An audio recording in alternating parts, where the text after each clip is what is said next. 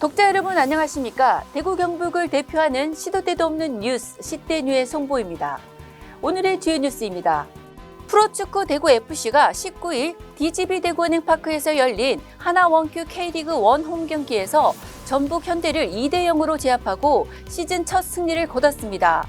대구는 전반 10분쯤 김진혁이 선제골을 터뜨리고 후반 49분 최직야가 승부를 결정짓는 쐐기골을 넣었습니다. 전북은 대구를 상대로 통상 30승 12무 9패를 거둔 천적입니다.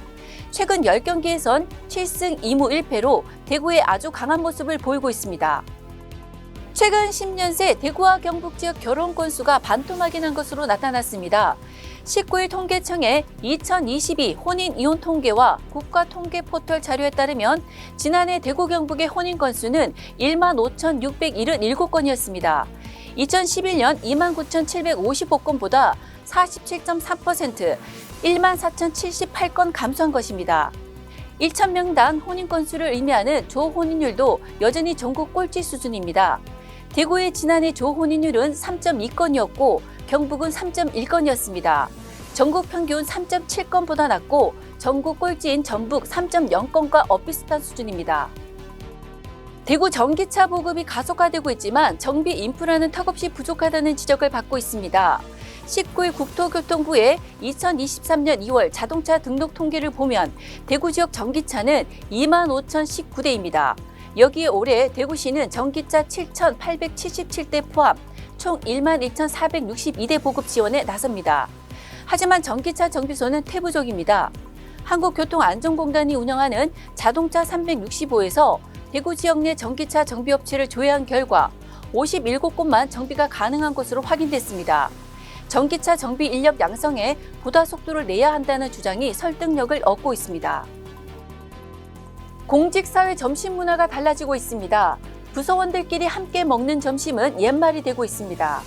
19일 한국행정연구원의 공직사회 세대 가치관 변화와 조직혁신 연구보고서에 따르면 지난해 5, 6월 중앙행정기관 공무원 1,021명을 연령대별로 나눠 조사한 결과 특별한 사유가 없는 한 점심은 부서원과 같이 먹어야 한다고 생각한다는 문항에 5점 기준으로 기성세대는 2.70점, MZ세대는 2.23점을 기록해 MZ세대와 기성세대 모두 부정적인 반응을 보였습니다. 보고서는 공직사회에서 MZ세대 비중이 높아짐에 따라 조직보다 개인 이익을 우선시하는 경향이 강해질 것이라고 전망했습니다. 경북 예천군이 심혈을 기울여 추진해온 예천군립 박서보 미술관 사업을 백지화했습니다. 김학동 군수는 최근 제주에서 박서보 화백의 이름으로 미술관을 건립하기 위한 기공식이 있었는데 우리 군과 맺은 협약은 이행하기 어려울 것 같아 보인다고 밝혔습니다. 미술관 건립 백지화의 가장 큰 이유는 지방자치단체에서 공공건축물 설계를 수의계약으로 추진할 수 없는 점이 꼽혔습니다. 협약 당시 박화백은 스위스 출신의 세계적인 건축가 피터 줌터의 미술관 설계를 요청했습니다. 이에 군은 수차례 피터 줌터와 의견을 주고받았지만 공모 방식으로는 설계에 참여하지 않겠다는 답변을 받았습니다. 국내 아이폰 이용자 4명 중 3명은 21일 국내 출시되는 애플페이를 이용할 의향이 있는 것으로 나타났습니다. 마케팅 조사 빅데이터 분석 전문기관 컨슈머 인사이트는 국내 아이폰 이용자 432명을 대상으로 설문조사를 한 결과 응답자의 76.9%가 애플페이 이용 의향이 있다는 답변을 한 것으로 집계됐다고 밝혔습니다. 다만 애플페이 이용자가 서비스 개시 후 급격히 늘지 않은 전망입니다.